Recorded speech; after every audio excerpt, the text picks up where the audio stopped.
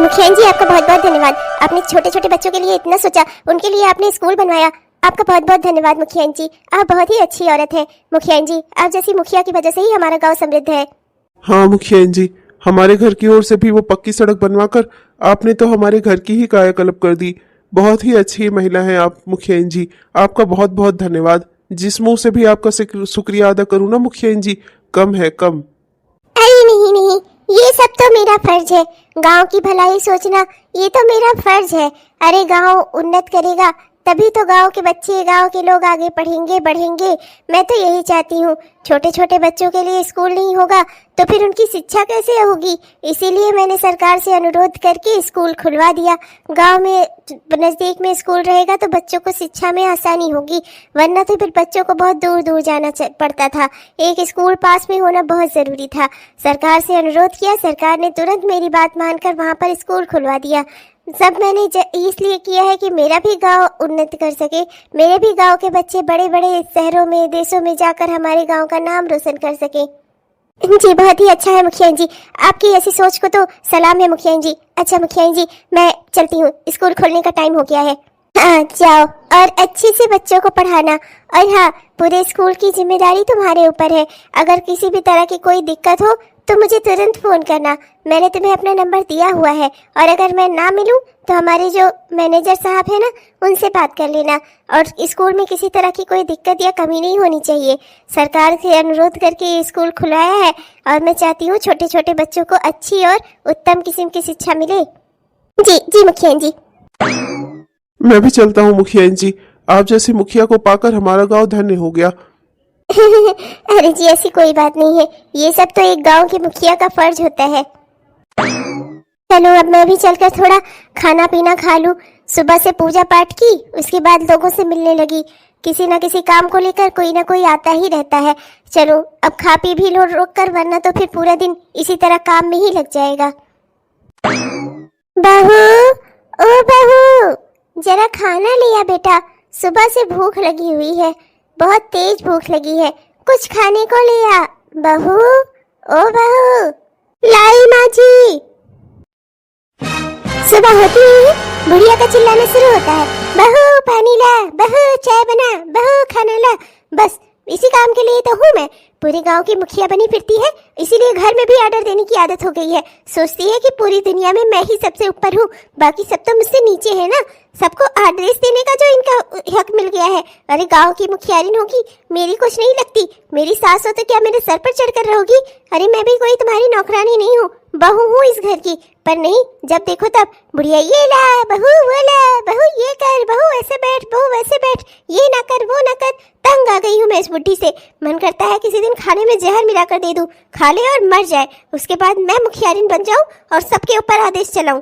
थक गई हूँ मैं ऐसी जिंदगी जीते जीते। अरे बहू ले आ बेटा, 12 बजे से अभी मेरी दूसरी मीटिंग है। कुछ भी ले आ, जो तूने बनाया हो वही ले आ, मैं वही खा लूंगी। जहर बनाया है, दे दूं, खा के मर जा बुढ़ी। और बेटा तुझसे जो काम कहा था वो हो गया है ना। दफ्तर में जाकर तूने सारे डॉक्यूमेंट जमा कर दिए हैं ना। वो जमीन का काम होना बहुत जरूरी है। वहाँ पर मैं पानी की टंकी बनवाऊंगी, इससे गांव वालों को थोड़ा आराम हो जाएगा। जी माँ, मैंने कर दिया है, जल्दी ही वो सारा काम हो जाएगा। माँ आप बिल्कुल चिंता मत करिए। मैंने वहाँ सिंचाई विभाग वाले लोगों से बात भी कर रखी है। आप जैसे चाहोगी ना माँ, सब वैसे हो जाएगा। सुनो ना, जो मैंने तुमसे कहा है वो बात करो ना माँ से। क्या हुआ बेटा, बहू कुछ कह रही है, बताना क्या बात है। क्या बात करनी है तुम दोनों को मुझसे, बताओ तो। अरे माँ वो कुछ नहीं माँ। अरे कुछ नहीं कैसे, बहू कह रही है ना इसे कुछ बात करनी है। बेटा ये नहीं बोलेगा ना लायक, तो ही मुझे बता दे आखिर बात क्या है। अरे अगर ये मेरा बेटा है तो तू भी तो मेरे लिए मेरी बेटी जैसी ही है। बता, बेटी जैसी क्या, मैं तो तुझे अपनी बेटी ही मानती हूँ। बता मुझे क्या बात करनी है तुझे मुझसे।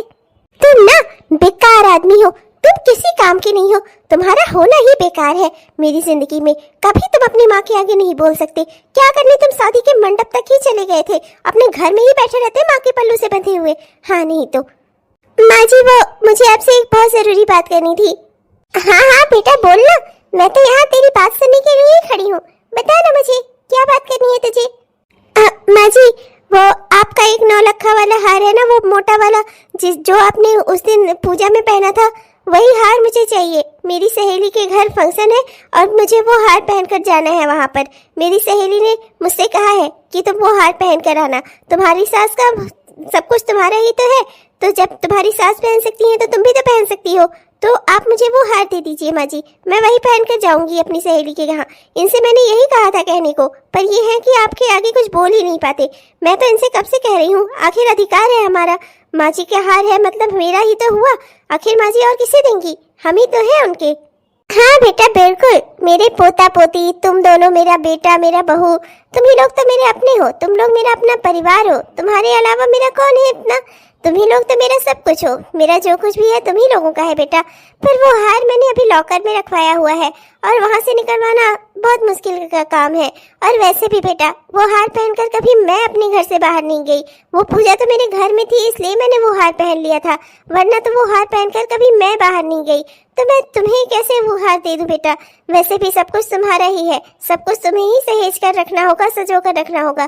पर देखो बेटा, इतना महंगा हार पहनकर घर से बाहर उतनी दूर जाना अच्छी बात नहीं है। और वो भी तब जब तुम्हारी सहेली को और पता नहीं किसको किसको इस बात की खबर होगी कि तुम वो हार पहन कर आने वाली हो। देखो बेटा, अपने सामान का, अपने हर चीज का सुरक्षा करना ना इंसान की खुद की जिम्मेदारी होती है। अच्छा मैं चलती हूँ, 12 बजे है ना मेरी मीटिंग है। पर माँ जी, मेरी इज्जत का सवाल है। मैंने अपनी सहेली से वादा किया है कि मैं वो हार पहन कर आऊंगी।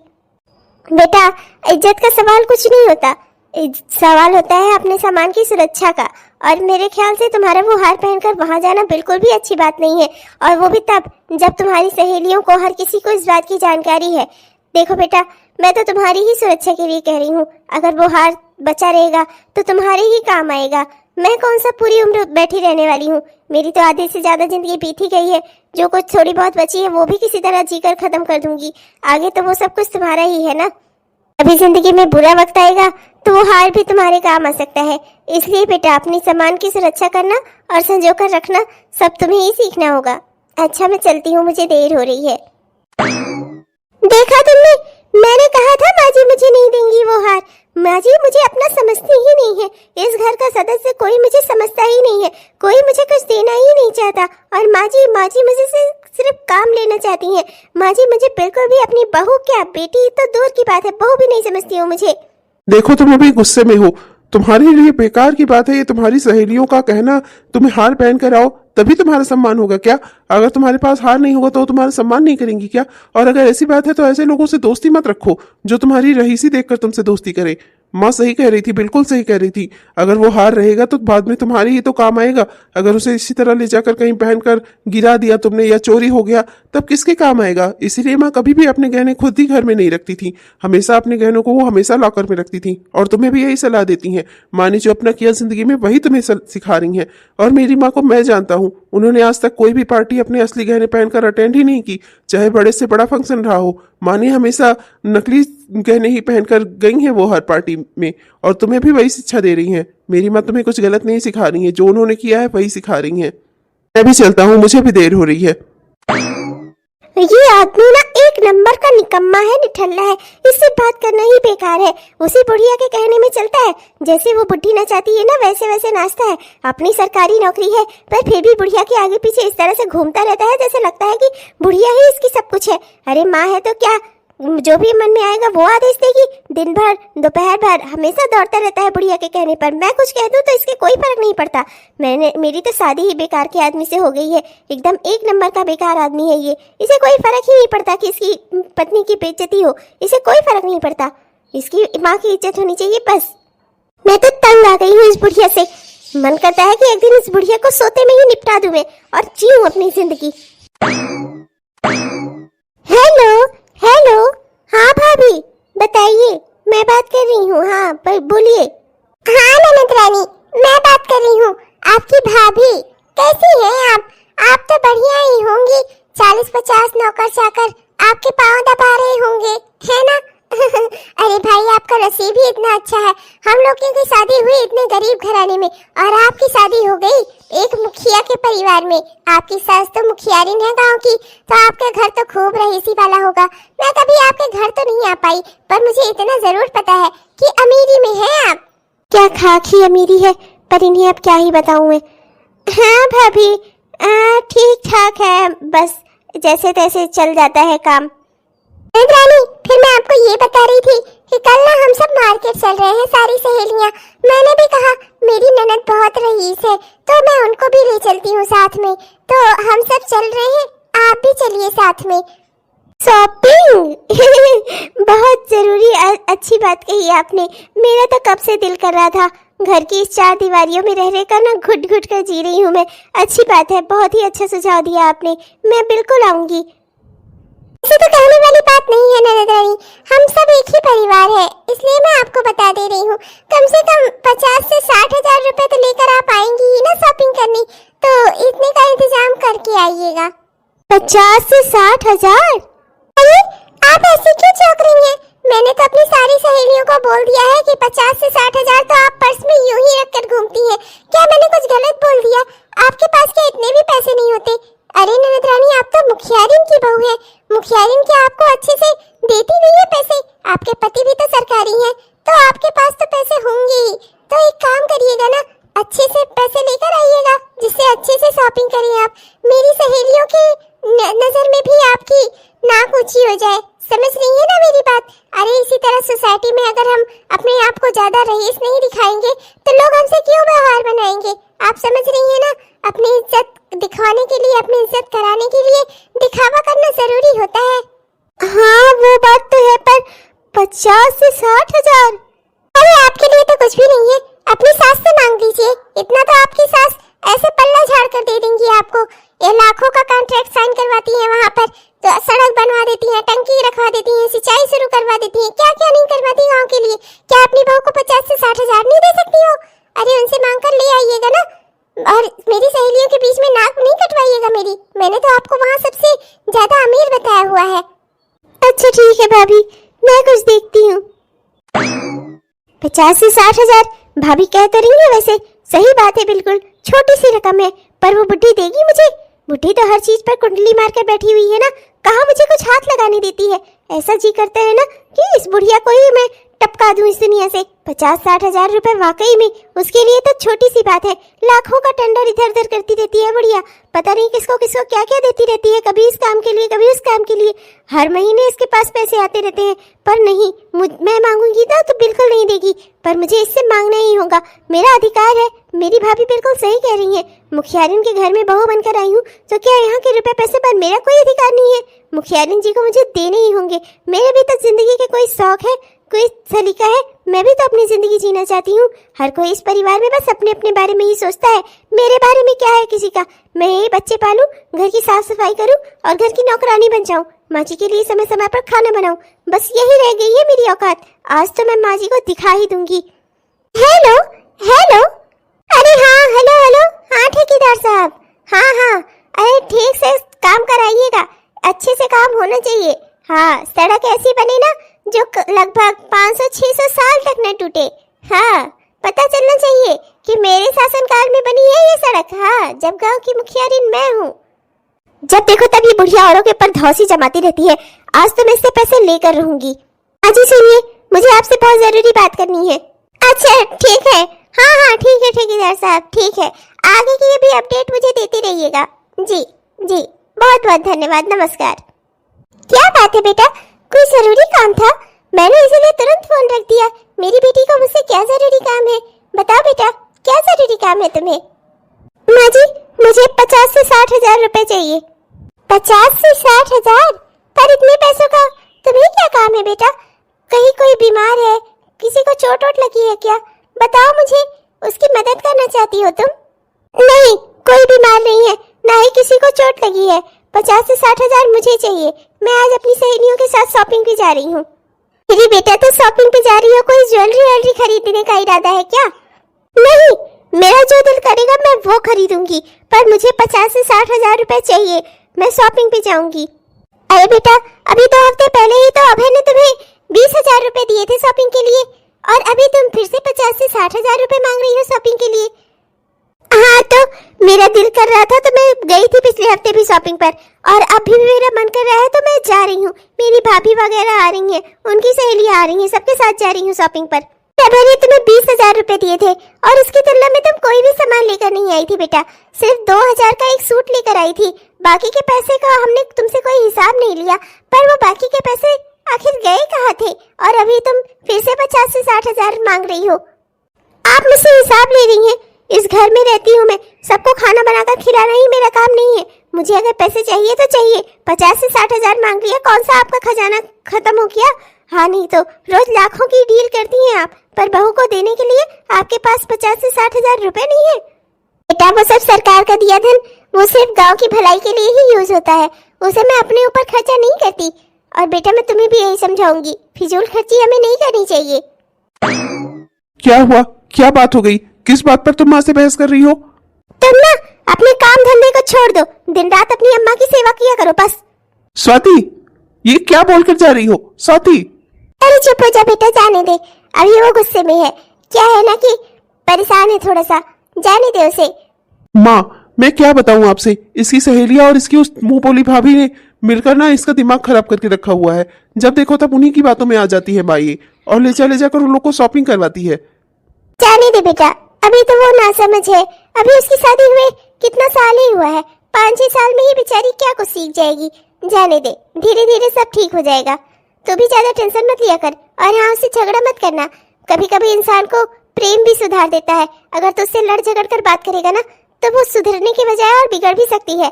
अगर तू उससे अच्छे से बात करेगा, प्यार से बात करेगा, तो वो तेरी बात समझने की कोशिश भी करेगी। समझ रहा है ना मेरी बात? हाँ जी माँ। मेरी माँ कितनी समझदार है, और ये पता नहीं कैसे और कब समझेगी। माँ इसे कितना प्यार करती हैं, अपनी इकलौती बहू नहीं अपनी बेटी समझकर पालती हैं इसे। मुझे भी इसको कुछ कहने नहीं देती, और ये उतना ही हम सबके सर पर चढ़कर नाचती है। क्या किया जाए? हेलो, हाँ भाभी, मैं आ नहीं पाऊंगी भाभी शॉपिंग पे। तो मतलब तुम्हारी सास ने तुम्हें पैसे देने से मना कर दिया? वाकई में तुम्हारी तो बड़ी दिक्कत है। हमारे घर में तो जो कुछ भी है उस पर हमारा पूरा अधिकार है, पर तुम्हारी सास तुम्हारी हर चीज पर कुंडली मार कर बैठी है। उस घर में पैसा तो बहुत है, पर बुढ़िया तुम्हें छूने नहीं देगी। आप बिल्कुल सही कह रही हैं। मेरा तो मन करता है बुढ़िया का टेटुआ ही दबा दूं और छुट्टी मिल जाए इस बुढ़ी से। जब देखो तब बाहर जाकर अपना रौब दिखाती रहेगी, घर में भी दिखाना शुरू कर दिया है। अपना तो बनी रहती है मुखियारिन, मुझे नौकरानी बनाकर रखा है इस बुढ़ी ने। तो बुढ़ी रौब किस बात का दिखाती है? तुम्हारे पापा भी तो इतने बड़े डॉक्टर है, तो इस किस बात का रौब दिखाती है? अरे इतने बड़े डॉक्टर की लड़की लेकर गई है, रौब तो उल्टा तुम्हें दिखाना चाहिए उसके ऊपर। तुम बिल्कुल सही कह रही हो। आज तो मैं इस बुढ़िया को इसके रास्ते लगा ही दूंगी। बहुत हद हो गई है। आज तो बुढ़िया को कुछ समझाना ही पड़ेगा। अब उसके बेटे को भी समझना पड़ेगा, या तो उसे अपनी माँ के साथ रहना होगा या अपनी बीवी का साथ देना होगा। अब बहुत हो गया, दोनों को एक साथ लेकर नहीं चल सकता वो। अरे नहीं नहीं, स्वास्थ्य केंद्र की जिम्मेदारी भी आपकी है भाई, आपको देखे रहना होगा। मेरे गांव में किसी को भी स्वास्थ्य की जरूरत पड़े, स्वास्थ्य के देखभाल की, तो उसे तुरंत सामुदायिक स्वास्थ्य केंद्र पर बढ़िया सा इलाज मिल जाना चाहिए। जी जी मुखियारिन जी, बिल्कुल सही कह रही हैं आप। बहू, ओ बहू, जरा कुछ चाय नाश्ता ले आना, खाना वाना ले आओ। किसी भी चीज की जरूरत हो ना तो आप मुझे कहिएगा, मैं तुरंत मुहैया कराऊंगी। पर गांव का स्वास्थ्य केंद्र ना अच्छे से चलना चाहिए। अरे जी जी बिल्कुल। अरे गांव में आते ही लोग थर थर कांप जाते हैं कि गांव का माहौल कैसा होगा, पता नहीं कैसे लोग होंगे। जिस गांव में आप जैसी मुखियारिन हो, जहाँ की इतनी अच्छी, इतना सब कुछ बढ़िया हो, वहाँ तो हर पल किसी को खुशी ही होगी। मैं यहाँ की नई डॉक्टर जरूर हूँ, पर आपकी बातों से, आपकी बातचीत करके ऐसा लगा ना कि जैसे आप मेरी कोई अपनी हो। मैं बेहद खुश हूँ कि मेरा ट्रांसफर इस गाँव के सरकारी अस्पताल में हुआ है। हाँ भाभी, हेलो, हाँ मैं बस शॉपिंग पे आ रही हूँ। अरे बहू, ओ बहू, भूल गई क्या बेटा, मैंने तुझसे नाश्ता लाने को कहा था। रुक जरा, मैं तुझे 5 मिनट बाद फोन करती हूँ। हाँ हाँ मिलूंगी मैं वहीं पर। कहा था आपने मुझसे नाश्ता लाने को, नहीं लाई मैं, और नहीं दूंगी आपको। बड़ी आई है, हाँ नहीं तो सास होंगी तो सास होंगी। मैं किसी का आदेश नहीं मानती। मेरे भी पापा बहुत बड़े डॉक्टर है, डॉक्टर। अगर आप गांव की मुखियारिन है तो मेरे पापा भी डॉक्टर है। नहीं लाने वाली मैं कोई चाय नाश्ता, आपकी नौकरानी नहीं हूँ मैं, समझी आप?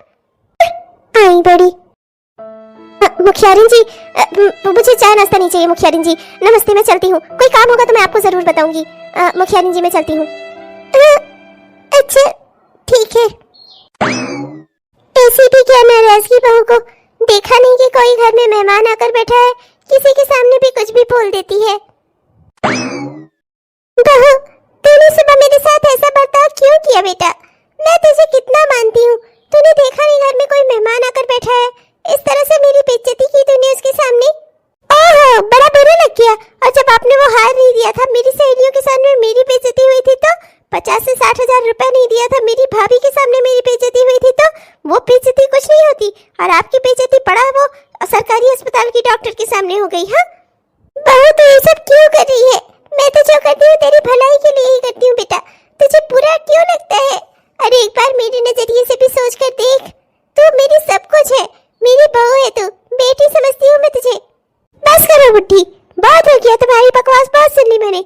हाँ नहीं तो जब देखो तब सम्मान देने से सर पर चढ़ी आ रही हो मेरे तुम। बहुत हो गया, अब तुम्हारे बेटे को एक को चुनना ही होगा। अब या तो वो मेरे साथ रहेगा या तो फिर तुम्हारे साथ ही रहेगा। तुम्हारे ही पल्ले से बंद कर रहे हैं इस घर में। मैं तो जा रही हूँ। अगर तुम गांव की मुखियारी ने बहुत बड़ी आदमी हो ना, मेरे पापा भी बहुत बड़े डॉक्टर हैं, उनकी बेटी हूँ मैं। कोई बेकार के घर से लड़की लेकर नहीं आई हो तुम। मेरे पापा भी डॉक्टर हैं। अब मैं यहाँ रहूंगी ही नहीं, तुम्हारी नौकरानी नहीं हूँ मैं, समझी तुम? बुढ़ी नहीं तो जब देखो तब यही श्रृंगार कर लेंगी। अरे पति मर गया है, किस लिए इतना सस्ती सवरती हो? हाँ मैं नहीं जानती क्या गांव के मुखियारिन बनी फिरती हो और जा जाकर इधर उधर आदमियों से बातचीत करती हो? तुम्हारी सारी रंगत का पता है मुझे।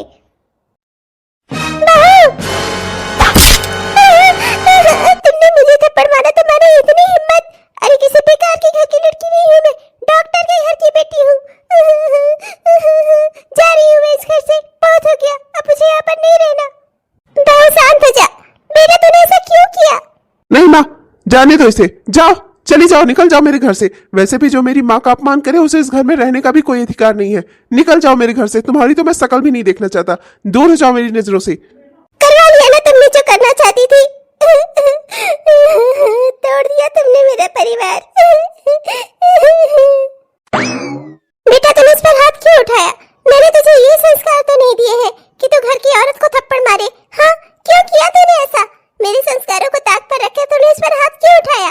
वो भले ही गुस्से में सब कुछ भूल जाए, पर तू तो मेरा बेटा है ना, तुझे तो मैंने पाला है। मेरे भी संस्कार भूल गया तू? माँ, मैं अपनी जिंदगी में सब कुछ बर्दाश्त कर सकता हूँ, पर कोई मेरे सामने आपका अपमान करे ना तो फिर मुझसे बर्दाश्त नहीं होता माँ, चाहे वो मेरी बीवी ही क्यों ना हो, मेरे बच्चों की माँ ही क्यों ना हो। पापा ये सब हुआ मेरे साथ, मैं अब उस घर में कभी नहीं जाऊंगी। अगर वो मुखियारिन के बेटे हैं तो मैं भी एक इतने बड़े डॉक्टर की बेटी हूँ। वो बुढ़ी वो हर चीज पर कुंडली मार कर बैठी है, मुझे अपने मन से कुछ करने ही नहीं देती। मैं उस घर में अब नहीं जाऊंगी पापा। ये तूने क्या किया बेटा? अरे ये सब कुछ करने से पहले कम से कम तुझे मुझसे तो सलाह लेना चाहिए था।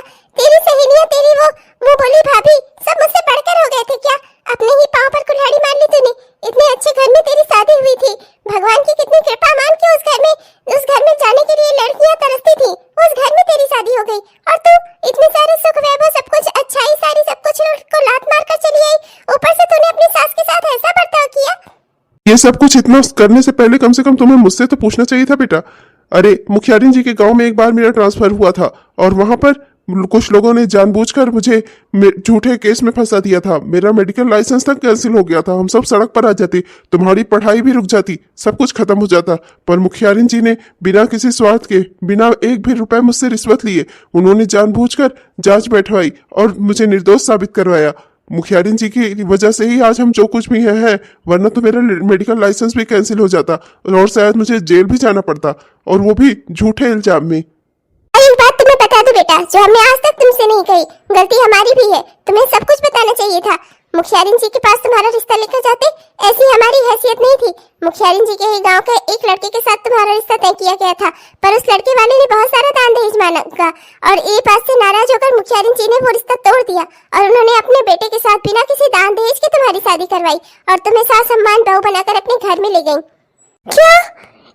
जितना सम्मान हमारा आज तक मुखियारिन जी ने किया है ना, शायद ही किसी ने किया हो। उन्होंने मुखिया होते हुए भी कभी अपने आप को हमसे ऊंचा, हर चीज में, जबकि वो हमसे ज्यादा है, हर चीज में उनके पास रुपए पैसे धन दौलत सम्मान सब कुछ हमसे ज्यादा है, फिर भी कभी उन्होंने किसी चीज पर घमंड नहीं किया। तुम्हें खुशी खुशी अपने बहू बनाकर ले गई और आज तक तुमने उनके साथ जितनी भी बदजुबानी की है ना, जो तुम हमें बता रही हो, उन्होंने आज तक तुम्हें पलटकर कभी जवाब नहीं दिया। वो चाहती तो तुम्हें कब का ये सब चिता चुकी होती, पर उन्होंने कभी भी अपना एहसान तुम्हें जताना नहीं जरूरी समझा, क्योंकि उन्होंने तुम्हें बहू नहीं बेटी माना। पर बेटी, हमारे ही संस्कारों में कहीं कमी रह गई जो तुम ऐसी निकली। जी, अब जो कुछ भी हो गया हो जाने दीजिए। अब चलते हैं, मुखिया जी से माफी मांगकर इसे उनके घर छोड़कर आते हैं। तुम्हें क्या लगता है इतने अपमान के बाद वो हमें माफ भी करेंगी? उनका दिल बहुत बड़ा है जी, माफ कर देंगी। बहुत मानती है वो इसे, अपनी बेटी मानती है। आज तक कभी किसी चीज के लिए उन्होंने इसे मना नहीं किया है, बेटी की तरह रखती है अपने। वो जरूर मान जाएंगी, और वैसे भी उनके पोता पोती की माँ है ये। मुझसे गलती हो गई पिताजी, माँ मुझसे गलती हो गई। मैं अभी जा रही हूँ अपने ससुराल। मैं जाकर माँ जी से माफी मांगूंगी। मैं आज तक उनकी अच्छाइयाँ कभी जान ही नहीं सकी। झूठी सहेलियों के और अपनी उस मुंहबोली भाभी के कहे में आकर मैंने माँ जी के साथ बहुत गलत व्यवहार किया। मैं जा रही हूँ, मैं जाकर उनसे माफी मांगूंगी। माँ जी मुझे माफ कर दीजिए, आपकी अच्छाई जाने बगैर मैंने आपके साथ इतना गलत व्यवहार किया। मुझे माफ कर दीजिए जी, मुझे माफ कर दीजिए। मुझसे गलती हो गई, मैंने आपकी माँ का अपमान किया। कोई बात नहीं बेटा, कोई बात नहीं। मैं जानती हूँ तू बहक गई थी, तू बहुत अच्छी है। तू मेरी बहू नहीं बेटी है और हमेशा रहेगी। मैंने तुझे कभी भी गलत नहीं समझा, ना ही तेरी किसी नादानी से मैं कभी नाराज हुई हूँ बेटा। कोई बात नहीं। पर मैं तुम्हें कभी माफ नहीं करूंगा। तुमने मेरी आंखों के सामने मेरी माँ का अपमान किया है, मैं तुम्हें कभी माफ नहीं करूंगा। ऐसा मत बोल बेटा, माफ कर दे बहू को। रिश्तों में इतना थोड़ा बहुत गुस्सा नाराजगी सबको चलता है, पर बात व्यवहार कभी खत्म नहीं होना चाहिए। बहू को अपनी गलती का एहसास हो गया ना, अब तू भी इसे माफ कर दे। देखिए, माँ जी ने मुझे माफ कर दिया है, आप भी मुझे माफ कर दीजिए। मैं अच्छी बहू बनकर दिखाऊंगी, अच्छी पत्नी, अच्छी माँ सब बनकर दिखाऊंगी। मुझसे बहुत बड़ी गलती हो गई। माँ जी क्या है ये मुझे अपने घर जाकर पता चला। मुझसे बहुत बड़ी गलती हो गई जी। मैं आज तक माँ जी की अच्छाई में समझ ही नहीं पाई। माँ जी ने मम्मी पापा को सब कुछ बताने से मना किया था और इसीलिए उन्होंने आज तक मुझसे कुछ नहीं कहा, पर अब मुझे सब पता चल गया है, सारी सच्चाई पता चल गई है। प्लीज प्लीज आप भी मुझे माफ कर दीजिए। हाँ बेटा, माफ कर दे इसे। सुबह का बोला अगर शाम को घर आ जाए तो उसे बोला नहीं कहते। माफ कर दे। माँ के कहने पर तुम्हें आखिरी मौका दे रहा हूँ। आइंदा से अगर मैंने अपनी माँ के खिलाफ तुम्हारे मुंह से एक भी शब्द सुने ना, तो मुझसे बुरा कोई नहीं होगा। और औलाद को माँ के बुरा कहने पर कितना दर्द होता है ना, इस बात को तुम अच्छे से समझ सकती हो। अगर मैं तुम्हारे माँ बाप को कुछ कहता, तुम्हारी माँ को कुछ कहता, या तुम्हारे बच्चों के सामने कोई तुम्हें कुछ कहेगा, कैसा लगेगा तुम्हें? आप मुझे माफ कर दीजिए जी, आइंदा से ऐसा कभी नहीं होगा। चलो आप माफी वाला खेल खत्म करो। मेरे पोता पोती, मेरे जुड़वा पोता पोती दोनों का जन्मदिन आने वाला है भाई। एक ही दिन पड़ता है, पर सेलिब्रेशन तो दुगना होना चाहिए। मैं अपने पोता पोती के लिए खूब बढ़िया से सेलिब्रेशन करवाऊंगी। तो अब तुम लोग ये सोचो कि उसका पार्टी का सेलिब्रेशन कैसे होना चाहिए। ये सब हम क्यों सोचेंगी माँ जी, वो तो आप सोचेंगी। आखिर आप उन बच्चों की दादी जो है।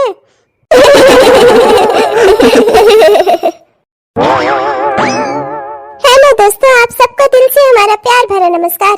कैसे हैं आप सब? उम्मीद करती हूँ कि बहुत ही बढ़िया होंगे। आपने हमारा यह वीडियो पूरा देखा, इसके लिए आपका दिल से बहुत बहुत धन्यवाद। दोस्तों कैसा लगा आपको? उम्मीद करती हूँ कि पसंद आया होगा, और अगर पसंद आया तो कृपया वीडियो को लाइक जरूर करिएगा और अपने दोस्तों को, रिश्तेदारों को वीडियो को शेयर भी जरूर करिएगा।